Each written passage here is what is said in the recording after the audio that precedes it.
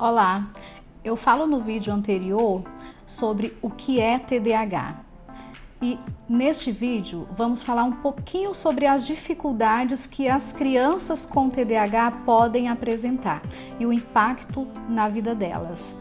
Então fica comigo, assiste até o final e aprenda um pouquinho mais sobre os sentimentos e comportamentos das crianças com TDAH.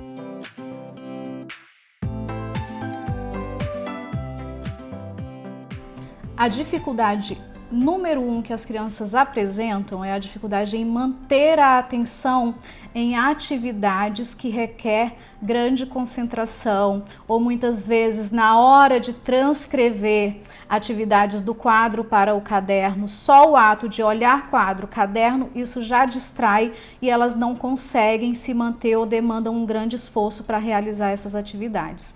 Acompanhar as aulas é angustiante, porque a criança começa a assistir a aula e no primeiro momento ela já se distrai com alguma coisa e até que ela consiga voltar para aquele contexto que está sendo apresentado, ela muitas vezes já perdeu toda a linha que liga um assunto ao outro, perdeu a explicação e isso gera mais dificuldade na hora da realização das tarefas. Outra dificuldade importante, essas crianças também apresentam dificuldade na hora da realização de provas.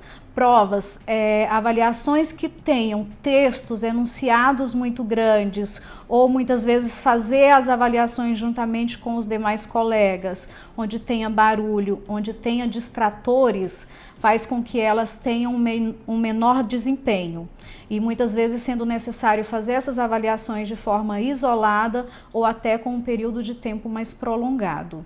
Também quando elas precisam fazer mais de uma avaliação no mesmo dia, muitas vezes nós pedimos para que essas avaliações sejam fracionadas e que elas ocorram de forma mais espaçada, para que dê tempo da criança se organizar, diminuindo essa ansiedade e o estresse em torno das avaliações. Para que fique mais fácil a compreensão, eu vou trazer para vocês um exemplo que é muito próximo.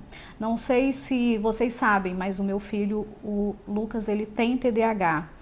E essa já era uma angústia que eu trazia, de qual o momento que eu ia ter que intervir, se eu ia precisar medicar, quanto dessa demanda que ele já vinha apresentando, ele conseguia superar por si só ou se ele precisaria de um apoio. E uma das coisas que me fez dar um start e optar até pela medicação e por uma terapia adjuvante foi quando eu conversei com a professora. Nós tínhamos uma conversa da seguinte forma: enquanto ele conseguisse se organizar, mesmo com dificuldade, mesmo com a hiperatividade, e conseguisse dar conta, nós íamos tentar segurar. E uma das conversas que nós tivemos foi que ela me passou assim: ele dá conta, mas isso já está gerando uma grande demanda para ele. O quanto isso está cobrando dele, esse dar conta. E foi aí que a gente, conversando, optamos por uma avaliação e um acompanhamento multiprofissional e posteriormente com a introdução da medicação. Sei que muitos pais têm dificuldade nessa introdução de medicação, existe uma certa resistência, mas muitas vezes ela é essencial para o bem-estar e para o bom aproveitamento da criança. E eu não me refiro somente à escola, mas também no seu ambiente familiar, nas suas relações interpessoais. Mas voltemos às dificuldades das crianças. Dificuldade em planejar e organizar tarefas, atividades escolares, atividades domiciliares. Elas esquecem com frequência materiais que seriam importantes para a realização dessas atividades. Então, não é incomum a criança esquecer o estojo em casa, não levar o material para a escola, esquecer o caderno na escola e não conseguir fazer as tarefas em casa.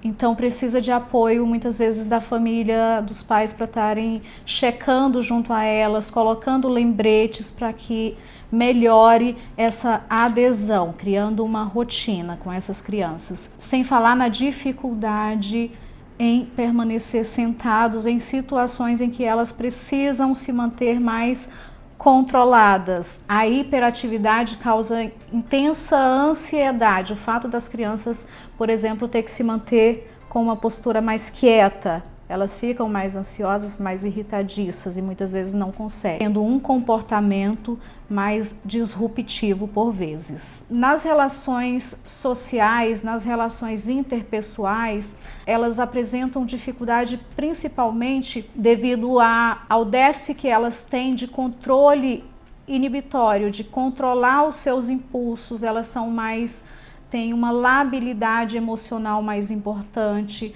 são mais intolerantes à frustração e isso acaba prejudicando nas suas relações sociais.